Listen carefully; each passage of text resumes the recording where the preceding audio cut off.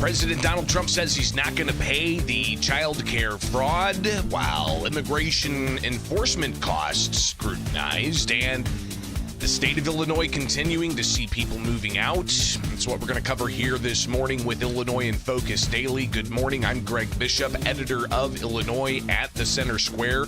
Go to thecentersquare.com, get the latest headlines in your inbox, and you can wake up with those headlines, but you can also wake up with us here with Illinois in Focus Daily. Of course, 2026 is going to be a pretty interesting year with an election coming up in March. Actually, sometime this week, we anticipate the Illinois State Board of Elections to get that primary ballot lined up. So that's going to be good for voters to see who's going to be the Republican candidates for, say, challenging Governor J.B. Pritzker, and who's going to be the candidates on either side of the ballot for that open U.S. Senate seat with Senator Dick Durbin retiring. So we could find that out Wednesday. We'll be watching that and be discussing that here with Illinois in Focus Daily. Also, today we've got several things going on. Illinois House Speaker Chris Welch is going to be at the City Club of Chicago presenting in front of a crowd of people during a luncheon. And I anticipate he's going to be talking about legislative priorities heading into this year. The legislature is going to be coming back at the end of this month. And then, of course, they've got the budget they've got to get together before the end of May. So we're already in 2026, and we're going to start that whole process back up. So what else is the speaker going to talk about? Obviously, we'll be monitoring that as well this morning and bringing that to you. Also, Illinois Attorney General Kwame Raoul will be in Washington, D.C. for a hearing about January 6th and the riots that happened at the Capitol in 2021. Today being January 6, 2026, and you've got a Democrat-led hearing of House Minority Leader Hakeem Jeffries in the U.S. Congress putting together this hearing. So Kwame Raoul is going to be there. So is former U.S. Illinois Representative Adam Kinzinger, who was part of that January 6th commission. So we'll monitor that as well, and we may pull some things out of that for you tomorrow. So be watching closely there. Plus, you've got Ted Dabrowski, one of the Republican candidates running for the Republican nomination to challenge Governor J.B. Pritzker. He's got a news conference in Chicago today. He's going to be talking about the need for a forensic audit of human services funding, and that's something that is going to take our focus in the next segment here live with you and the Center Square. It is Illinois in Focus Daily. Again, wake up with us each and every weekday morning with the headlines in your inbox. Find out what's going to be happening today with Illinois in Focus and so much more. All right? Get to thecentersquare.com.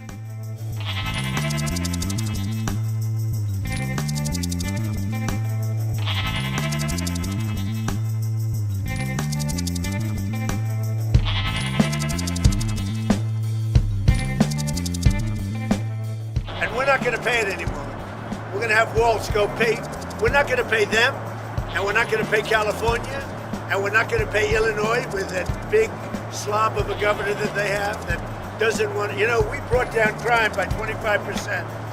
He didn't do anything. He's not doing anything. President Donald Trump over the weekend talking about child care fraud in Minnesota and saying he's not going to pay them. He's not going to pay California. He's not going to pay Illinois.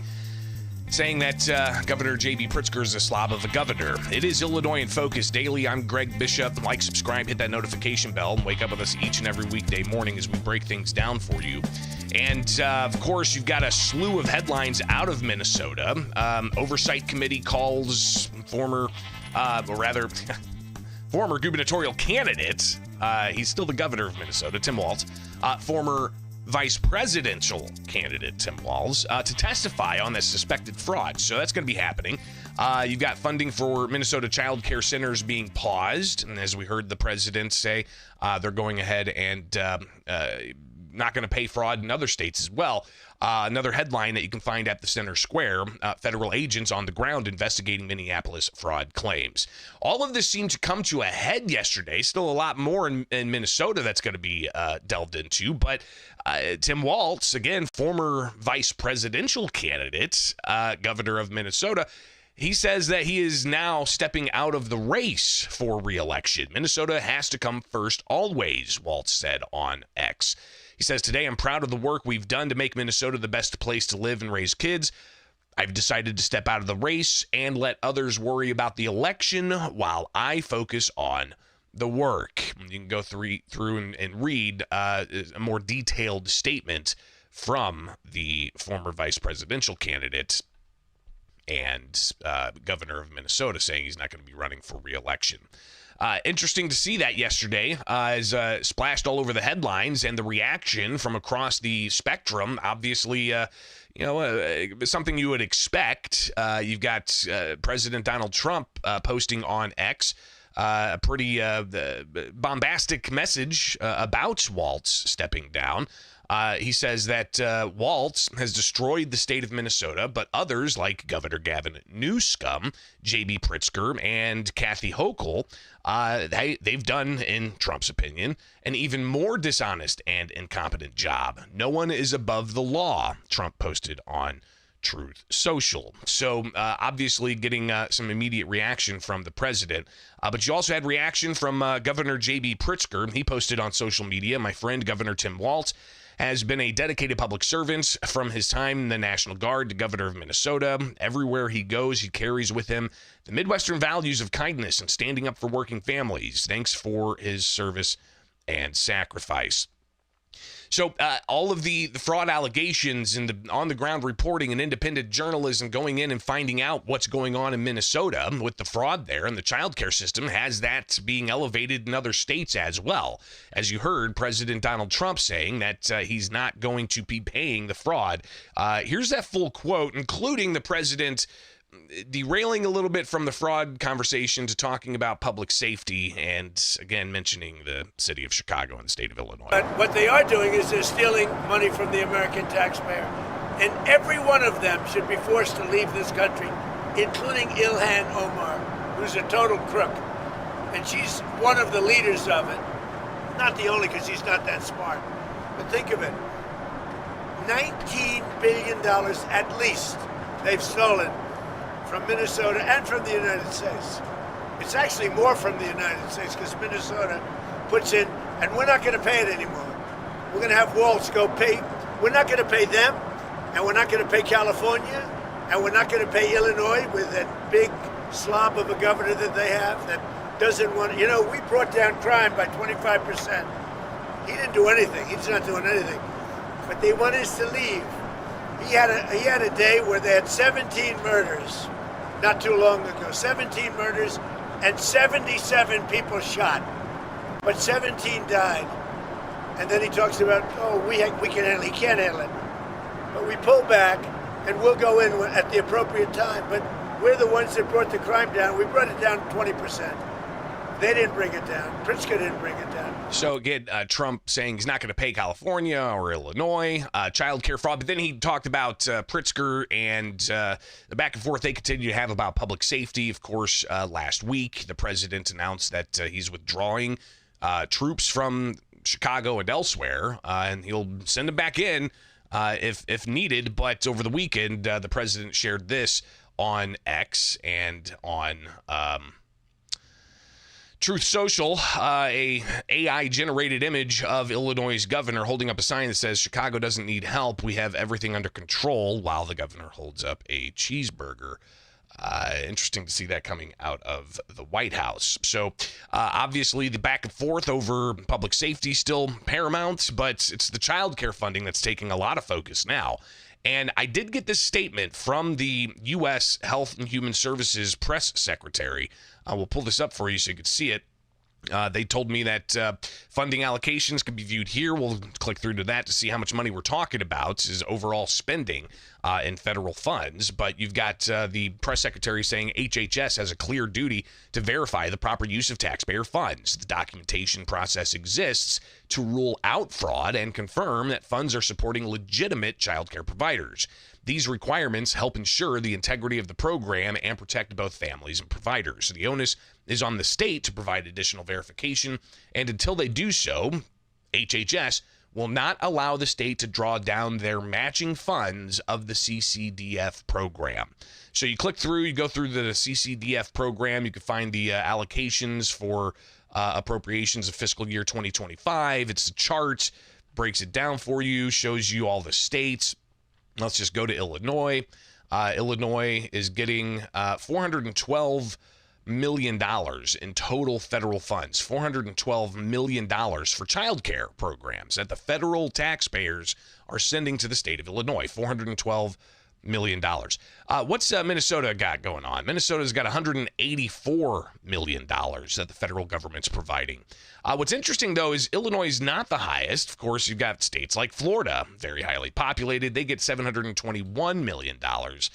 States like New York getting $638 million.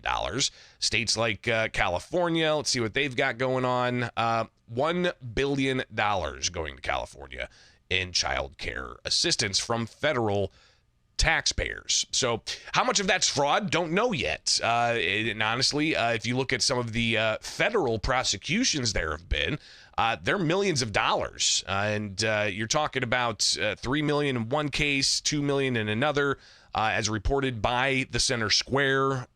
Go see the story yourself. All of the money that there is involved, not just the $412 million that the federal government provides, but you've also got the state taxpayer spending on this. Overall, $2 billion for the Illinois Child Care Assistance Program for fiscal year 26, an increase from $1.7 billion in fiscal 25. This year's budget also allocates $777 million for child care services. Now, according to the Illinois Child Care Report Program, CCAP served 198,000 children, and there's about 26,000 providers throughout the year, around 7,000 of which were licensed and categorized as child care centers. The other 18,900 providers were licensed exempt centers and homes. So we do have a pending FOIA request from the Center Square to the Illinois Department of Human Services to find out the instances of fraud that were founded within the agency that handles that. So we're hoping by the end of the week we can get some indication of what's there. But the overpayments, there is a process in state law that goes into how to get those payments back. There's even some language in state statutes that talks about possible criminal referrals. But here's just several Illinois cases that federal authorities have prosecuted. In 2024, the owner of the Chicago area child care center was sentenced to 4 years in federal prison for scheming to fraudulently obtain more than $3.3 million. You have several other instances. In August 2023, former Illinois Department of Children and Family Services social worker and 14 others were indicted for $3.2 million in state funds that were diverted fraudulently.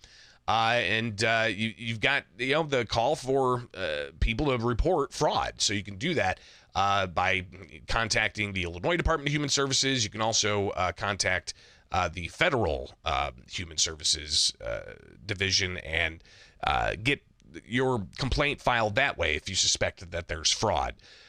So obviously a lot of things to consider here, as we have yet to get a chance to ask the governor if he thinks that it's important to go after child care fraud, and highlighting some of the recent high-profile cases from the past couple of years here in Illinois. 3.3 million, 2 million here, 3 million there. It adds up, and that's money that could be going to those who really need it for child care assistance, instead of it being fraudulently used in the system. So clearly a lot more is going to be said about all of this. Go to thecentersquare.com, sign up for the newsletter, get the headlines in your inbox, and we'll continue to put a spotlight on this as we expect to hear more and possibly get some documents about known cases of fraud from the past 5 years in the state of Illinois. It is Illinois in Focus Daily.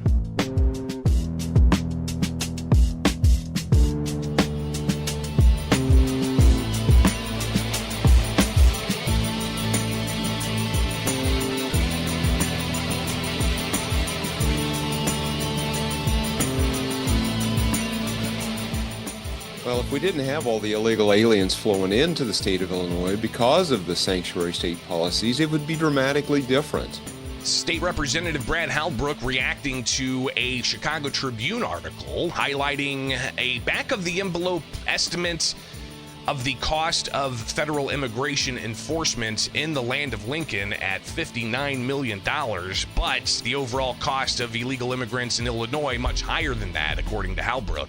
It is Illinois in Focus Daily. I'm Greg Bishop with you each and every weekday morning. We have a live show we do with multiple segments, and then we give you each individual segment after the fact so you can go and find what you need. But you can get the headlines in your inbox by going to thecentersquare.com. Click newsletter and sign up today. All right, so make that happen. You've got the Chicago Tribune over the weekend publishing a story about the cost of Operation Midway Blitz at $59 million and counting. The story is behind a paywall. Unlike the Center Square, where we don't have a paywall, we're a free newswire service for you, the taxpayer, to be able to understand how your government's impacting you as a taxpayer.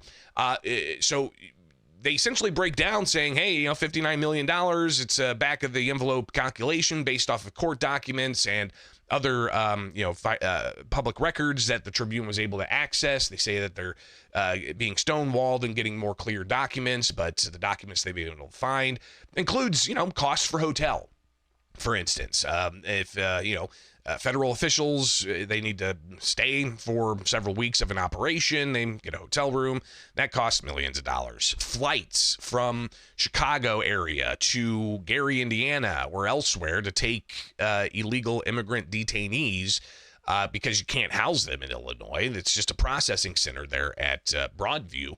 They have to take them somewhere else to detain them physically and hold them as they're being ultimately the final step being deportation, you would assume.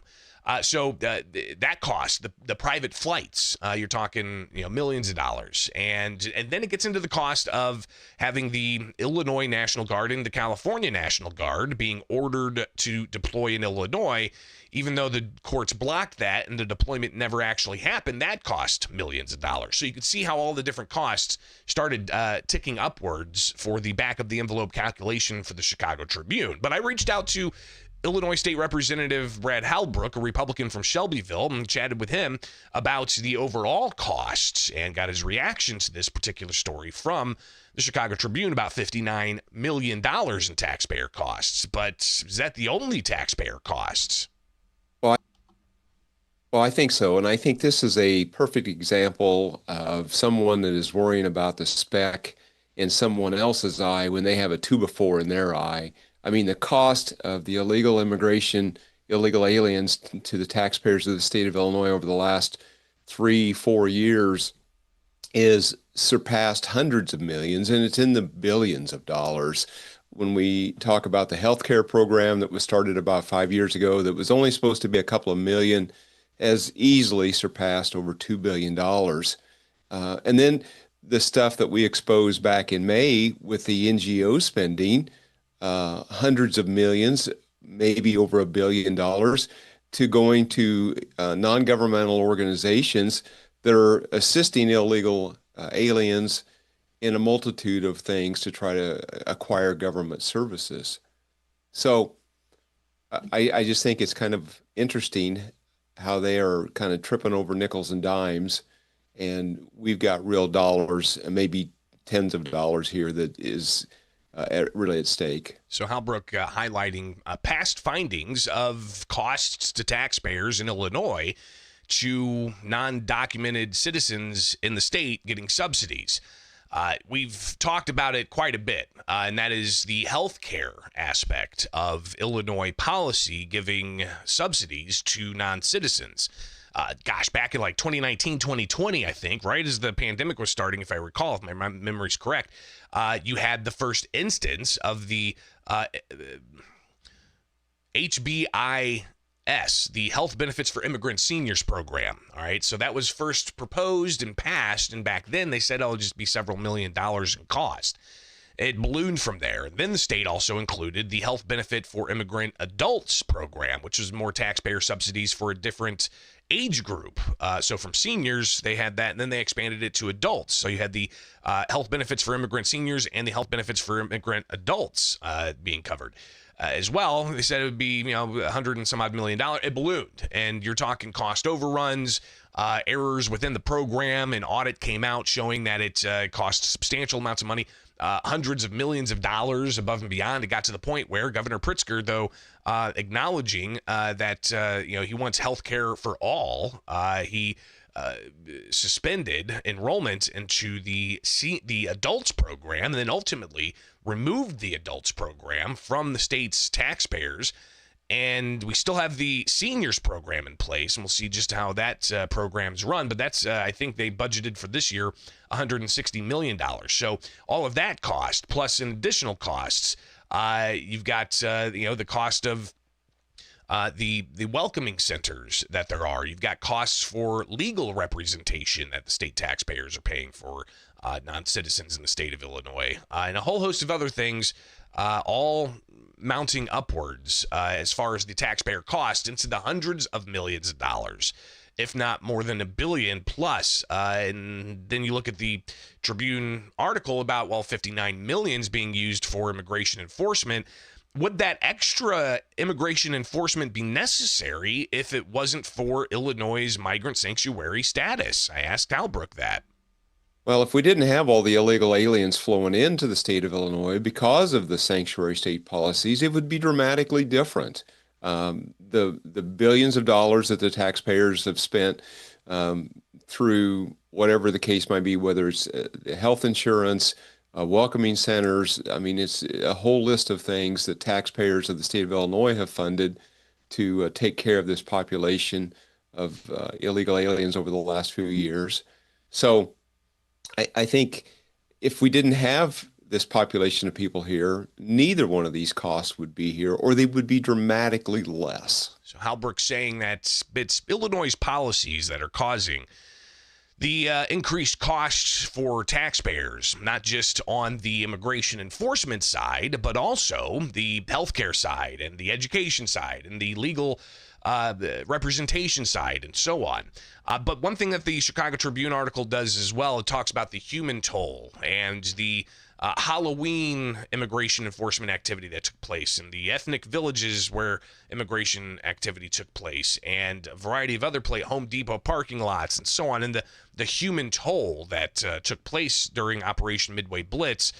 Halbrook says, what about the other human toll that there's been because of illegal immigration? Well, I think there is a human cost, but I think they need to look at the human cost to the lives that have been lost to innocent Illinoisans due to the hands of these illegal immigrants. We had a couple here just to the east of me in Coles County that were involved in a head-on collision with a pair of illegal aliens.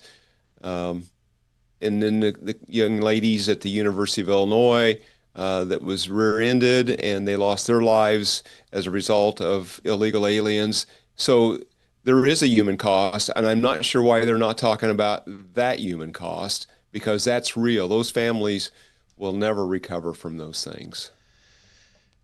And the costs will continue to go up. Operation Midway Blitz obviously coming onto the stage loudly. I don't think it's going to end anytime soon, as the ongoing human toll of illegal immigration continues to be debated.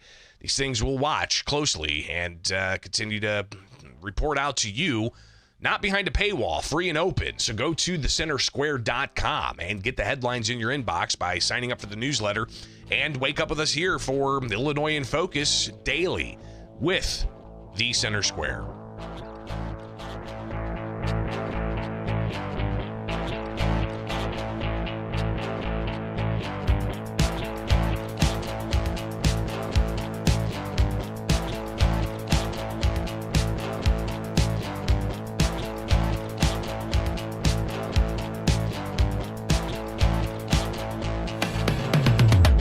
Hey, even the Chicago Bears are finding Illinois less appealing. I mean, my God, what are they looking at? Moving to Indiana?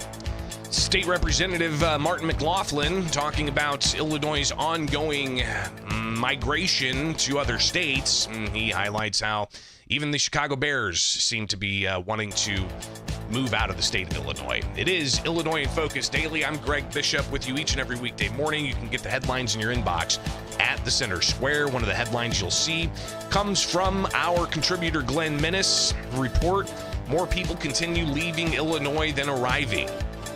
And this is based off of a Atlas Van Lines report detailing the migration levels from their customers. So let's go through this and hear some of what you've got Martin McLaughlin sounding off on. All right, I'm Greg Bishop, editor of Illinois at the Center Square. So you can go to thecentersquare.com and find out more about what we've got going on. So let's get to this. All right, the 2025 Migration Patterns Study from Atlas Van Lines. All right, they give a chart here and they show that Illinois is actually considered balanced than it's been in the past, though there's still more people moving out than in. Let's go ahead and open that image in a new tab here so we can get a little bit of a close-up. So you can see Illinois is 54% out, 46% in. So we still have more people moving out of Illinois than moving in. This shows the 17th year, at least from this particular study, Atlas Van Lines. It's a private moving firm. You know, they're not a government entity, but, you know, they collect data as well. And they put these reports out just to kind of show where people are moving to. And you can see, you know, people moving out of Illinois, people moving into Missouri, people moving into Indiana, people moving into Wisconsin, people moving out of Iowa, people moving into Tennessee, people moving into Arkansas.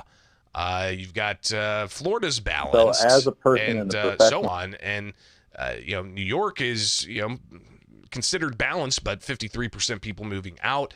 So this is just it's an interesting, you know, review of, well, migration trends that aren't coming from the federal government. So you have these private companies that put these numbers out every year. Then you have the federal government that also puts out numbers indicating migration patterns. We're waiting on the U.S. Census to release their annual state-by-state estimates. Typically, that comes out before Christmas.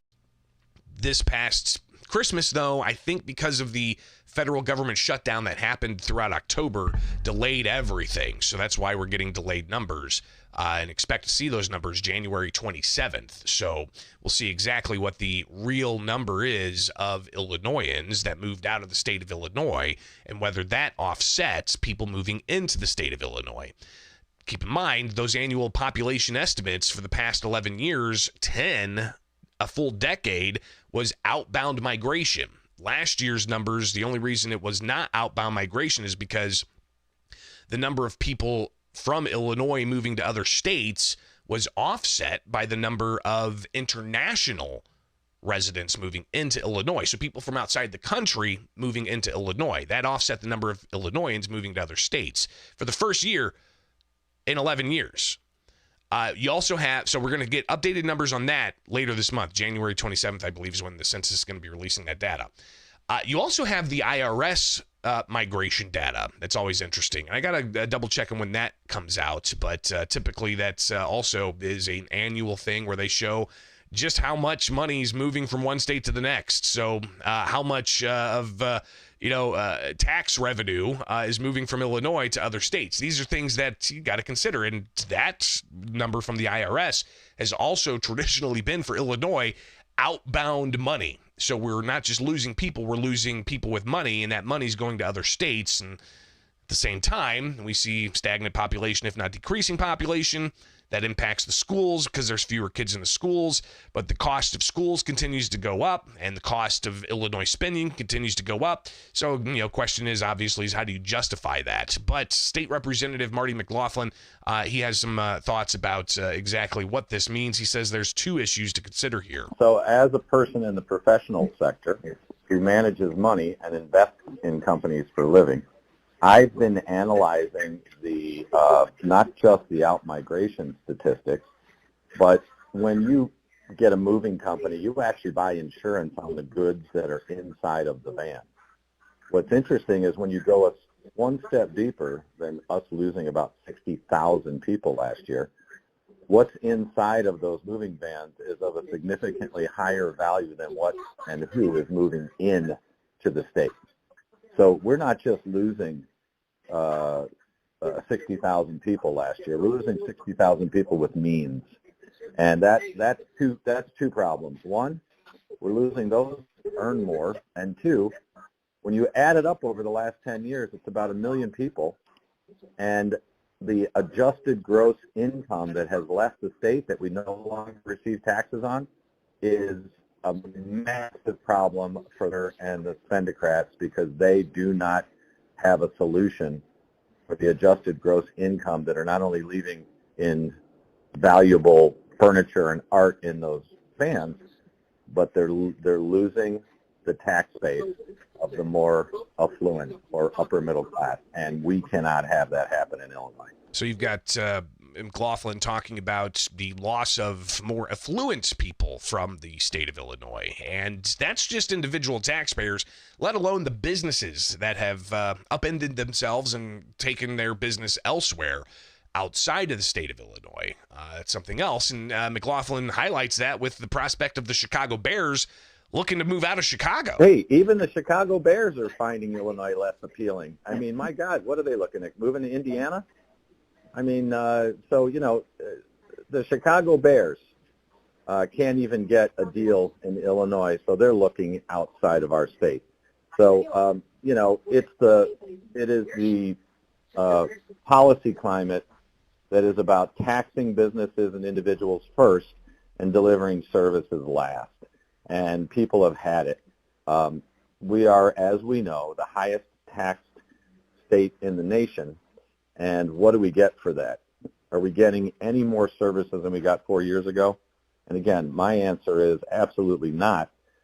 What we're getting is more graft, more corruption, more political payoffs of the voting class, particularly the public sector unions, are the ones that are getting paid off and continuing to vote for people that will put these policies forward and drive out the middle class and upper middle class residents of the state that we need desperately. And McLaughlin talking about whether or not there's hope.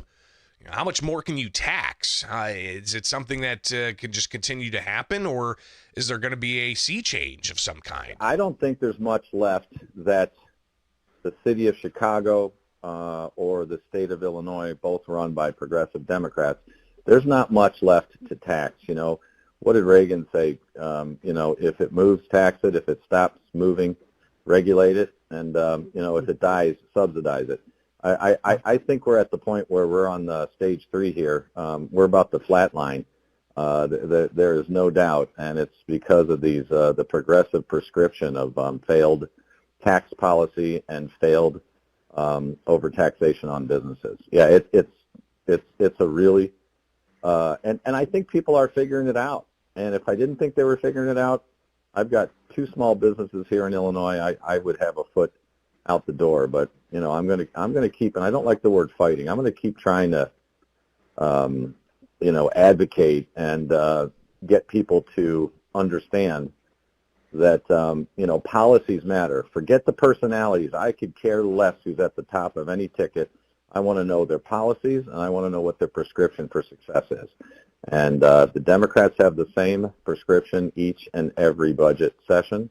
It's find more things to tax, find more fees, and it's you know, I love the fact that the governor came out and admitted that the Bears, there's no money for the Bears. Well, you know why? Because so many other hands are in front of the line of the Bears that the governor even understands he can't assist the Bears because he's going to be $2 billion underwater again next year. I mean, it really comes down to the policies matter, and high tax policies don't do anything. I'm a Sowell man, Thomas Sowell. He said it best. He said in the last 4 administrations, 2 Republican and 2 Democrat, lowering taxes has done one thing consistently, and it's a fact. It increases revenues across the board. So I like to call myself a Sowell man, S-O-W-E-L-L, and you know, people crack up. But That man has it right. Let's lower taxes. Let's drive up revenue as business grows. That's the formula of success that's worked over the last 30 years. Maybe we'll wake up here soon in Illinois and start applying it. Now, the policies that he's critical of year after year, even just looking at the Pritzker administration's tax increase after tax increase after tax increase, fee increase here, and just finding all kinds of different ways to find more money to get from the taxpayers. Is that approach going to work? And is the party in power now the party that is going to reverse that course? Again, McLaughlin says that it's going to be up to voters to make the decision here. The state legislature is supposed to be a part-time job. We're supposed to be citizen legislators. But the Democrats have made these highly paid jobs that allow them to do them full-time. And so with that being said, the Democrat machine controls the people that need these jobs. And they, when they ask them to jump or they ask them to increase taxes or increase service fees, if these 20 to 45-year-old Democrat reps want to keep, or senators keep their jobs, they better listen to the checkbook that's coming from the governor, from Harmon, and from Welch, because if they don't, they're going to lose their $100,000 job, and then what will they do? Guys like me that are doing this for a service have a different perspective. I would do this job for nothing. I'd do it for free, and I can't say that about most people down in Springfield. Again, that's State Representative Martin McLaughlin talking with the Center Square contributor Glenn Minnis about the ongoing reports of Illinois continuing to see outbound migration and what policies are driving that in his opinion, and how do you reverse course to have Illinois grow rather than shrink. Again, we'll get new updated official annual U.S. Census estimates expected later this month. So we'll be talking about this again and see exactly where those numbers land. All right, it's Illinois in Focus Daily. I'm with you each and every weekday morning here for the Center Square. Go to thecentersquare.com, get the headlines in your inbox, and join us each and every weekday morning here on YouTube with the Center Square and Illinois in Focus Daily.